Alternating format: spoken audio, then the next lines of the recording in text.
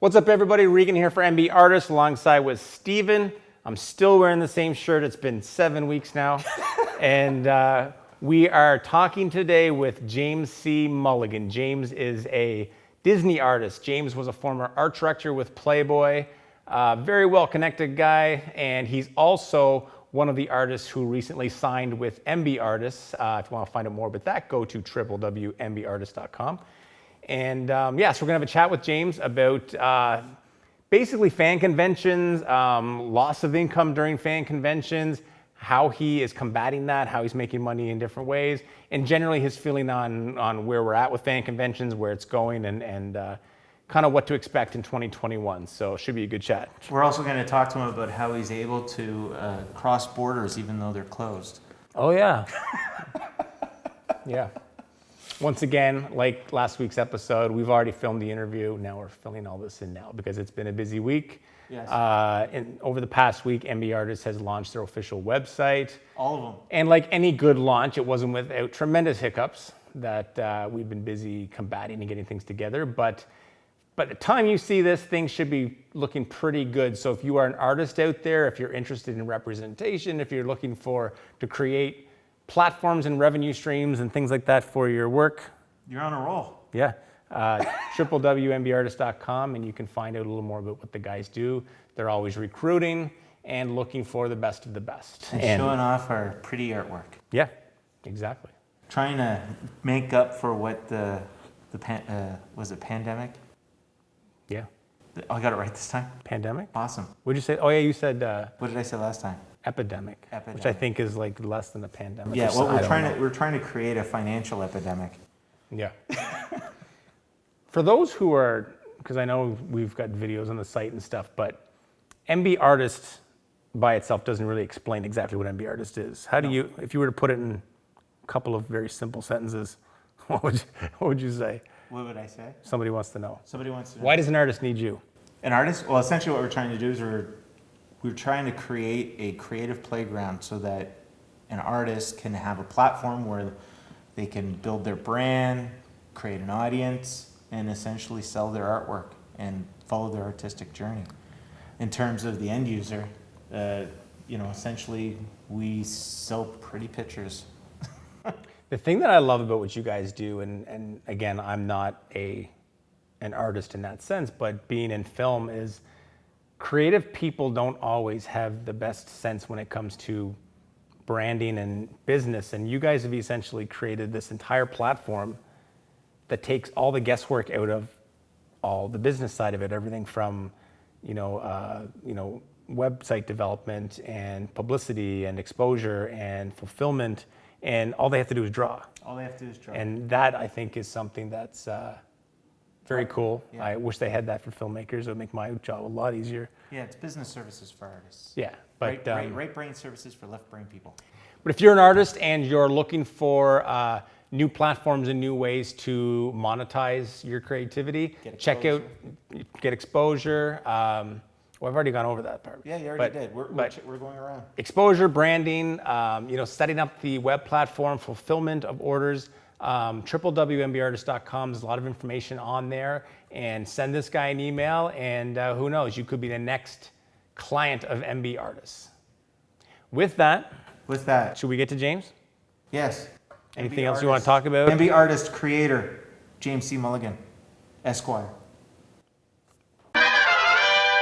So we're here with James Mulligan, noted Disney artist, and we're here to talk about conventions.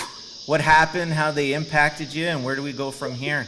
So James, just really quick out of the box, can you tell us how the pandemic impacted you with the shows going dormant?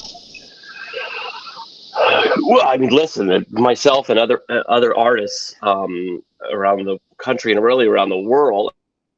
I mean, we a lot of the kind of more established artists.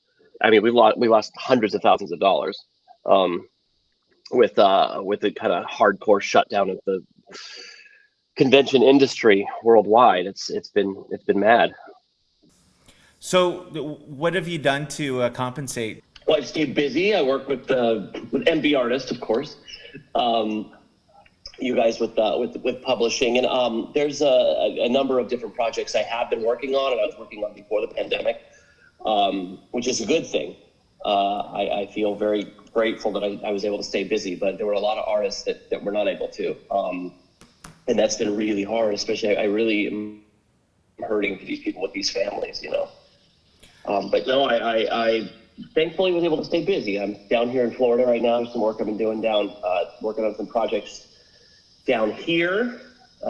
Did some stuff down at the Mouse House. Some things that I had already kind of put into place before the pandemic hit. So. And of course, since everybody kind of got boxed in staying at home, the natural was to shift everything online. What did you do specifically to shift online, if any? Well, I think that from a catalog standpoint, that actually great. I mean, there's a lot of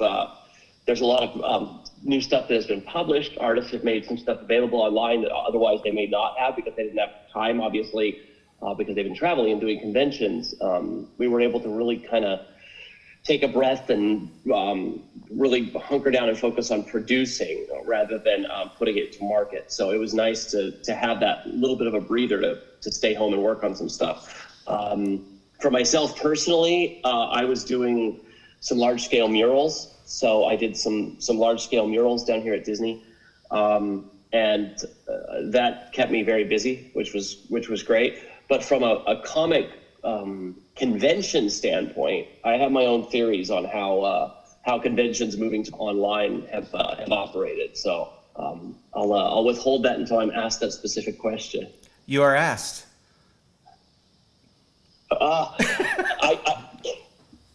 My problem with the online Comic Con is that people have now been indoors and staring at their screens for months, 6 months, 7 months.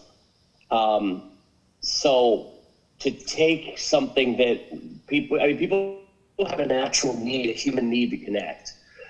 And we've now gone from that connecting in person and being able to meet your favorite artists and seeing the cosplay and having drinks with your friends and kind of that entire tactile experience of kind of connecting with humanity, to try to shove that back onto the phone. We've all gone through the entire catalog of Netflix and watched Tiger King 6 times. Online convention, I said online conventions are basically just Facebook posts, Yeah. But it is different. That I mean, there have been some great Zoom things and some interesting Zoom events and some connections online that otherwise we might not have been able to make when it comes to in-person events. I mean, there's Liefeld doing an online convention, being able to kind of connect with fans is something maybe a fan couldn't get to his table during a show. So there are added benefits to that. And of course, now that things have loosened up a lot faster down in the U.S. in your area than it has up here for us in Canada, you have started doing smaller shows. Just certain areas.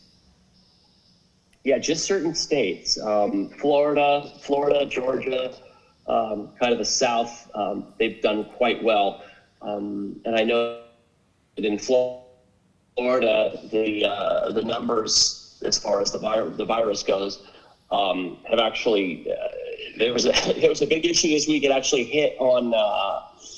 I guess when I was in West Palm, there's a diagnostic company down here that does a lot of the COVID testing, and there was a big scandal because they were holding on to all these positive tests for months, and then they did a dump on them. So it looked like there was a massive spike in numbers in Florida, and it was just cumulative tests over months that they hadn't reported.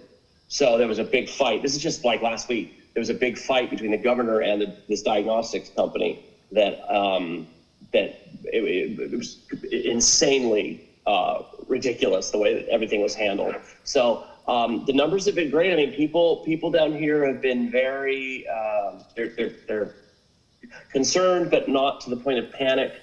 With the smaller shows, there's been, everybody's wearing masks and they're abiding by the county mandates, and there's not a lot of hugging and kissing going on. But other than that, it's neat to get out, and fans are so excited just to have something that's kind of a way to connect. And it's like, my God, we're getting back to life again. Obviously, it's not the same because your face is covered, but it's still that sense of, God, this is being resurrected slowly.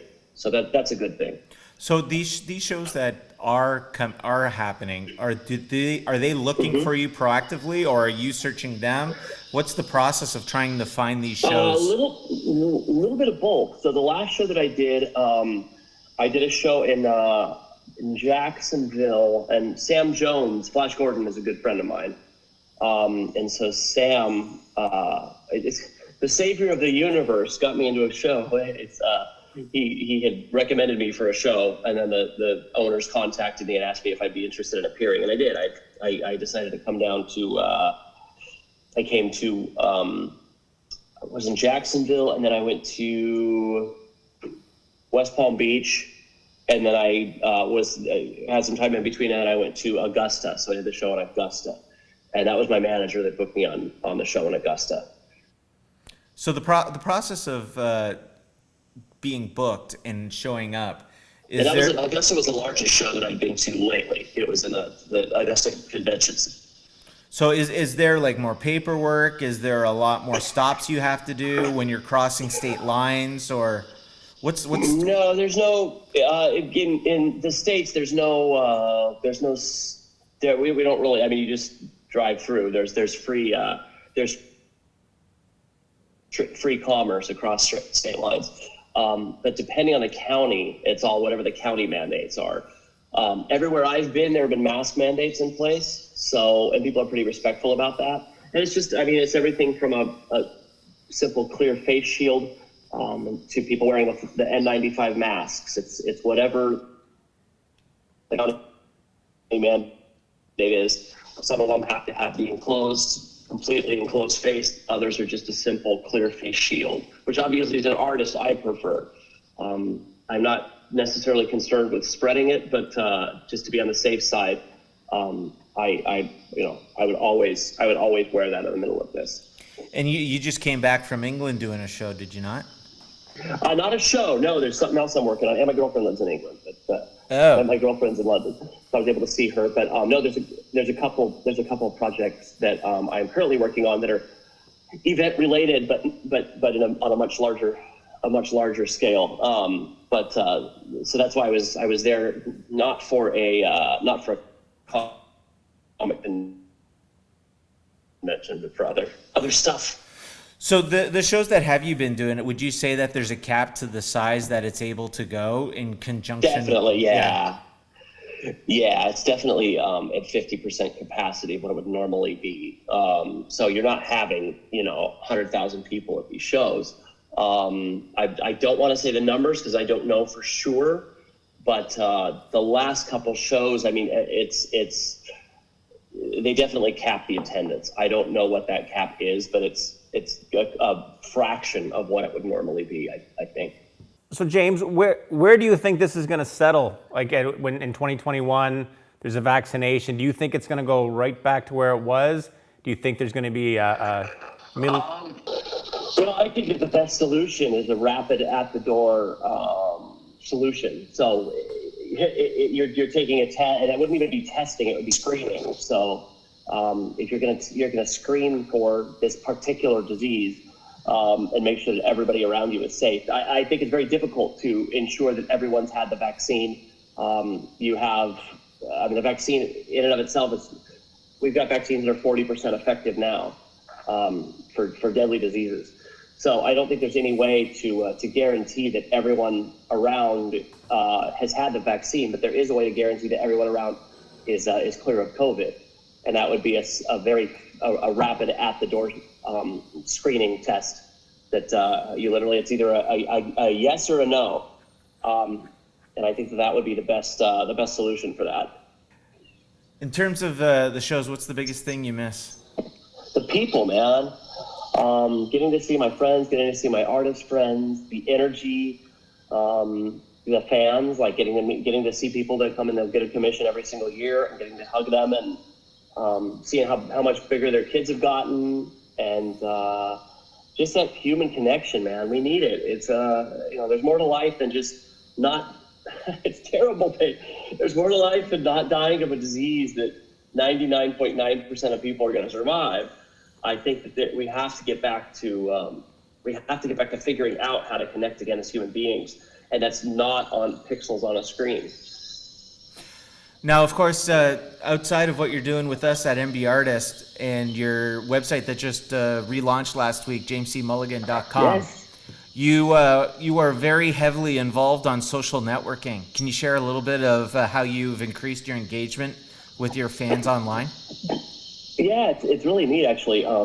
Just being able to connect with fans all over the world. I'm doing a show coming up, an online event with Comic-Con Africa, which is their Reed. It's a Reed show, and they are artist specific. So they'll do an online event, and they'll like make an announcement, and they're doing 1 hour live sketch interview with an artist from this time to this time. And I think that that's the best format right now, is to do these online specific events for the artist rather than a general convention.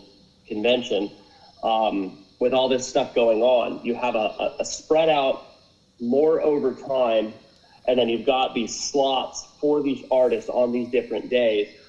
Instead of having everything all day, you know that you've got an announcement, sort of like a television show debuting, where you've got a 7 p.m. Live sketch with whatever, Joe Rubenstein, and you can chat back and forth while he's sketching. That kind of event, I think, is going to be where we're going right now. I think that's the most successful way to do this. And then with launches, be able to kind of launch a number of artists at the same time with like what we're doing. I think it's awesome. Any other questions?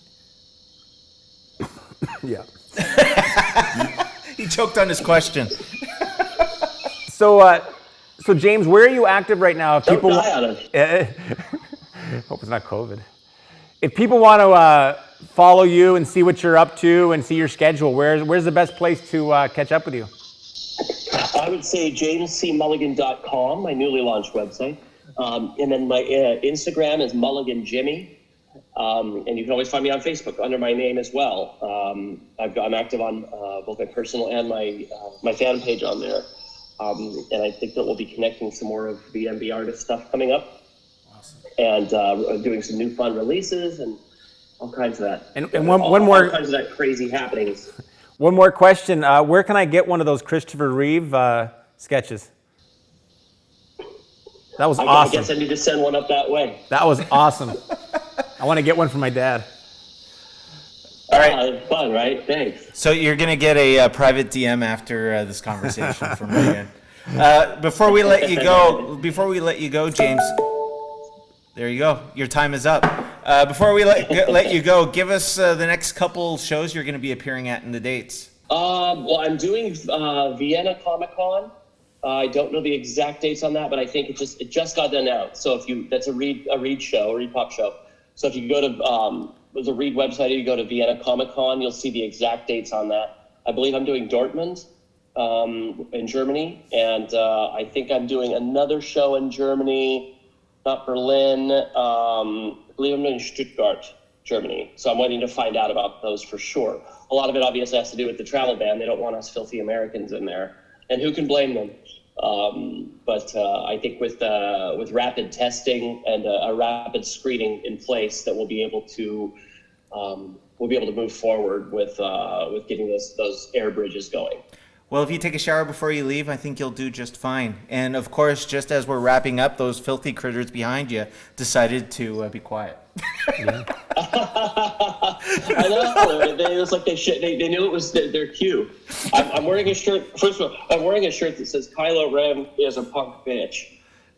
And then, Well, at least but you're this is- sticking. At that's least my you're dude. sticking with our theme. it's like Pirates of the Caribbean. So There you go. At least you're sticking with our theme here on Comic Vomit. that's right. All right, James. That's Thanks right. for your time, and we appreciate your Good input. chatting, James. My pleasure, you guys. Thank you, and I'll chat soon. All right. Bye bye. That's it for this week, guys. Special thanks to James C. Mulligan. For more information on James C. Mulligan, is it jamescmulligan.com? Straightforward. www.jamescmulligan.com. The reason I ask him is because James is, as he said, an MB Artist talent, and MB Artist takes care of James's website for him. So check out his site, www.jamescmulligan.com. He's got artwork for sale there. Learn more about James himself. Yeah, we do apologize. James is basically, his audio broke up a couple times in there. Mainly, he's out in the middle of Florida somewhere. So that was the best we could get using mobile data. So Yeah, he wanted to make sure we had a nice backdrop that we weren't going to see. yeah. But Make sure you check out his website. He's got a really cool Joker mask mashup available for September as his fan art exclusive. and I was serious. I want that Superman. I haven't heard from him yet. It's been 3 days. He might be in a different country by Yeah. now. But yeah, check out James's work. It's actually exceptional. And for more on MB Artists, be sure to check out www.mbartist.com. And have a great week, everyone. And what's coming up next week? Next week or tomorrow, depending on how quickly we can edit the thing, we've got Vicky and Irving Santiago of UltraCon and Toy Auctioneer. Nice. He's going to talk a little bit about how he actually was able to get a show off the ground a couple of weeks ago. It happened. So we're going to talk about what were the obstacles, how they made it happen, and looking forward. It's Florida, isn't it? It's Florida. Everything- Everything's happening in Florida. Everything's essential business in Florida. Yeah. As soon as pro wrestling became essential services, I knew Florida was the place to be. All right, guys. See you guys next week. Have a good one. Cut. Craft beer next time. Craft beer. Craft beer.